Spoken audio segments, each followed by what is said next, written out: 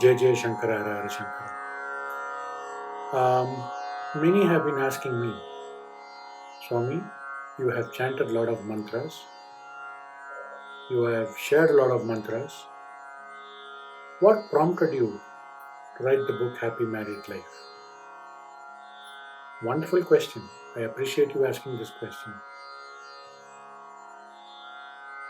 Now, I would like to ask you a counter question, and I'm very much within my right to ask you this. What did you do on your first wedding day? How you impressed your partner? What kind of a dress, what color of dress you were wearing on that particular day? That is your first wedding anniversary and on the day of your wedding. Just make a note of it. On my first wedding day, my wife was in the ICU with ventilator support. She had just delivered a baby. My daughter was around 30 odd days old. She is in the ICU battling for her life with ventilator support. And I was not prepared how to handle this. See, life is very good for a few.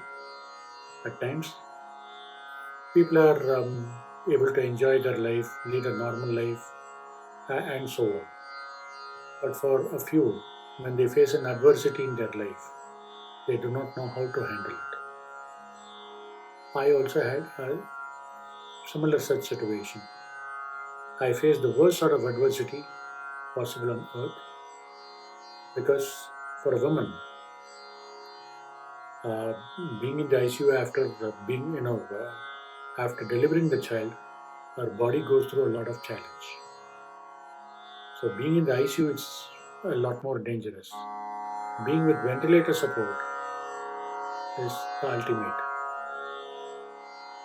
So having a 30 odd day baby, I do not know why she's crying, whether she's crying for food or she has um, done toilet in her pads and so on.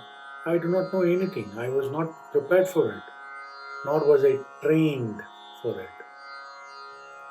So, what happened after she came out? There were plenty of challenges. On one side, I have to take care of her. Doctors came and said, look, here is a child, don't have another child. Thank you. And you will not be able to have a normal life with her. Thank you. You have given the medical perspective. That is not the truth because God may have a different plan for me. See, when certain things do not happen the way you want it, when certain things happen the way you want it, it is a belief that you have on God. If certain things may not happen the way we want it, which means God has belief in us. I believe in God and I thank God for having that belief on me that I could handle certain things pretty comfortably. I took it as a challenge, went through a lot of personal turmoil, but I handled it well. There were a lot of people who were talking very bad. People spoke very hurtful words. Some of them are very worst of its kind. I didn't react. This is one of the lessons my late father had taught me. Do not react. Act. Do not say the other person is wrong, but your actions will convey what the other person has did to you is unfair. So I just followed the footsteps of my father. I just kept on doing my work. How I handled that particular situation, I had a thin line: get into addictions, play the victim card, justify my actions. I could have gotten into smoking, drinking, drugs, etc., etc. Or I took up spirituality. Thankfully, God was very kind. My gurus have been very kind to me. Because when everyone gives up, there is one hand that never gives up, the hand of God. I was very fortunate. I went up to my wife and said, look, we may face certain challenges, but it's okay. Together, we will come out of it. We may go through some setbacks. It's okay. We may have to make certain sacrifices. I'm fine with it. She was worried about her appearance. I went up and told her, look, you are important to me, not your appearance. Because at the end of the day, appearance is very temporary. I mean, at some point of time, we all age. Doesn't matter. To get that Atma Manobalam, the inner strength, spirituality helped me. Okay? And we decided we are not going to be that environment because that environment was only suppressing her and it was adding up to her pressures. For me, for them, it is just their mouth, but for me, it is my life because she's my wife, plus a mother to my daughter. So I made sure that I stand by her no matter what, and I ensure that she's comfortable. I went up to her, taught her creative visualization, stood by her. I used to prepare a lot of dishes, something I was not exposed to. I was not at all allowed in the kitchen before because my mom was an expert cook. I had to handle a totally different life. Remember this, everyone faces an adverse situation in life. How you handle it is how your life is going to be. So, the very objective of writing this happy married life or is basically to make sure that life is wonderful living with a lot of bonding, togetherness, and happiness.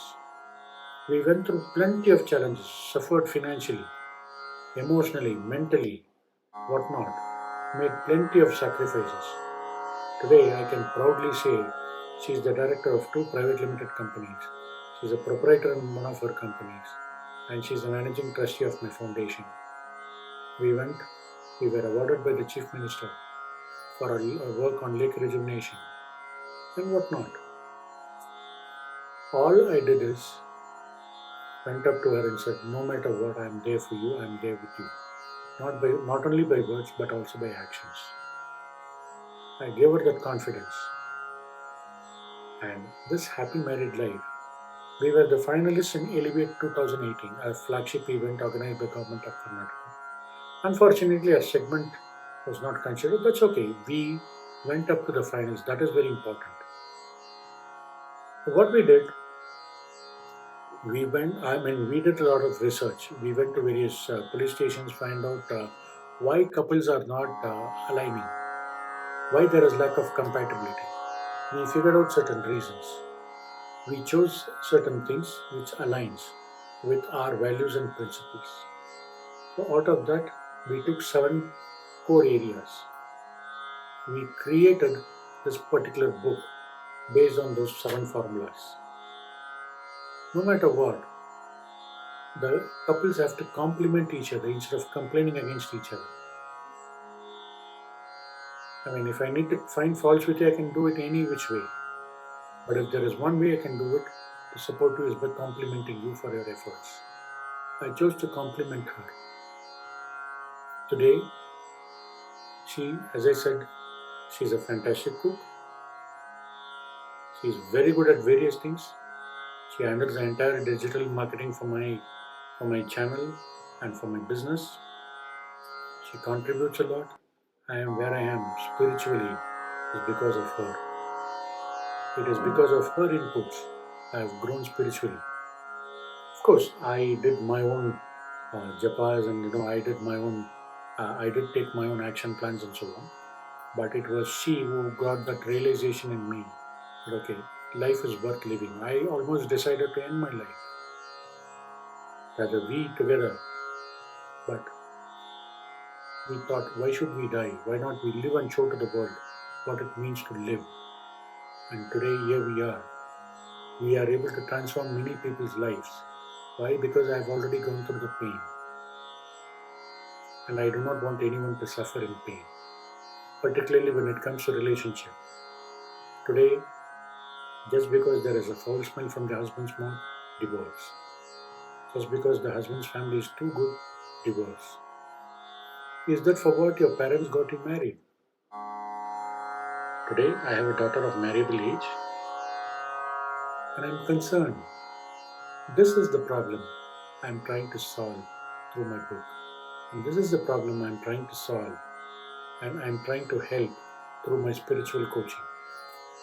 So, if you are having a problem in your relationships, if any of your friends, family members are having problems in relationships, do get in touch with us. We'll do whatever possible to help you out. And importantly, spirituality, the influence of spirituality will be there, but that's not all. As you're aware, I'm being an author, I'm also a psychologist. I can understand your problems and deal with it very empathetically. All the very best. Wish you a happy married life. God bless you all.